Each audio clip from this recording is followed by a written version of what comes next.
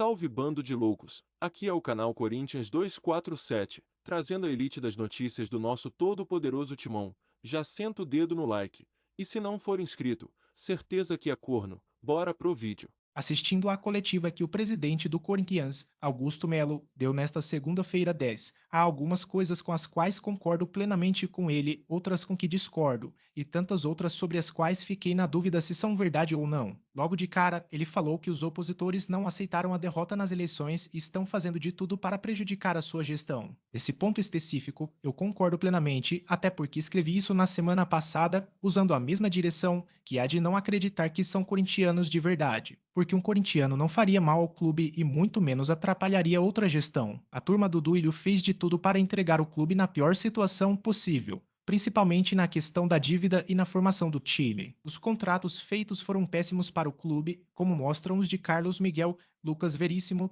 Roger Guedes, que com cláusulas absurdas facilitaram a saída desses jogadores. Teve outros que a gestão anterior contratou gastando muito dinheiro e que só deram prejuízo, e ainda saíram praticamente de graça. O Luan foram gastos 22 milhões na época e ele nem jogando no Grêmio estava mais. Quando o Renato desiste de um jogador é porque não dá para confiar nesse atleta. Quem é do futebol sabe disso. Além desse valor absurdo, teve luvas e os salários altíssimos. Matias Rojas veio de graça, mas suas luvas somadas ao salário de 1 milhão ou mais por mês foram outro tremendo prejuízo para o clube. Augusto herdou da antiga gestão, entre tantos problemas, a fama de caloteiro que o Corinthians ficou no mercado. O Gil faz 3 anos que não recebe o FGTS, mas ainda não entrou com o processo herança deixada pelo Duílio. Juliano já entrou na justiça por não ter recebido mais de 1 milhão de direitos de imagem. Agora entro na parte em que a responsabilidade é de Augusto e sua turma. O caso da Laranja é a saída da Vaidbet, que virou episódio policial e está sendo investigado. Quem ficou com a comissão? De quem é a empresa fantasma? Falando do time, vejo os casos do Rodrigo Garro e Félix Torres, que foram contratos pelo Augusto. Taleres e o Santos Laguna, do México, entraram na FIFA contra o Corinthians por não ter pagado essas contratações. Outra falha grotesca dessa gestão é a contratação do lateral esquerdo Domingos Palácios, com problemas de cartilagem no joelho. Quem fez os exames médicos e aprovou essa contratação?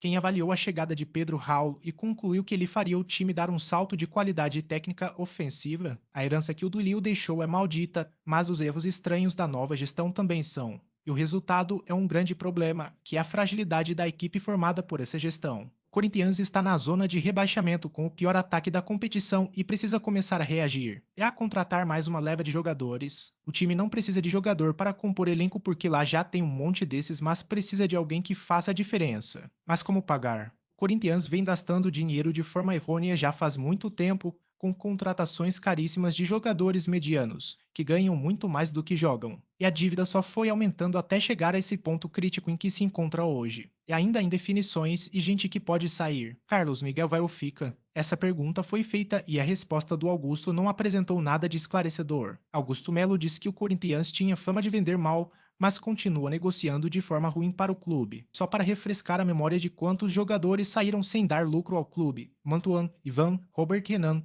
Pedro, Duqueiroz, Gabriel Pereira, Matias Rojas, Luan, Juliano, Gil, Cássio. Olhem quantas negociações erradas foram feitas desde o início do contrato até o final dele. Quanto custou para o cofre do clube todos esses jogadores? Agora começa a história de tirar o presidente do cargo. Eu acho que o impeachment é uma armação dessa oposição que não aceitou ser derrotada até agora. Se encontrarem algo gravíssimo de verdade que prejudicou o clube financeiramente e moralmente, o processo de impeachment deve ser instaurado mesmo. O Duílio cansou de fazer negociatas que prejudicaram o clube financeiramente e moralmente e não sofreu impeachment. Aliás, nunca cogitaram. O maior problema dessa gestão é a falta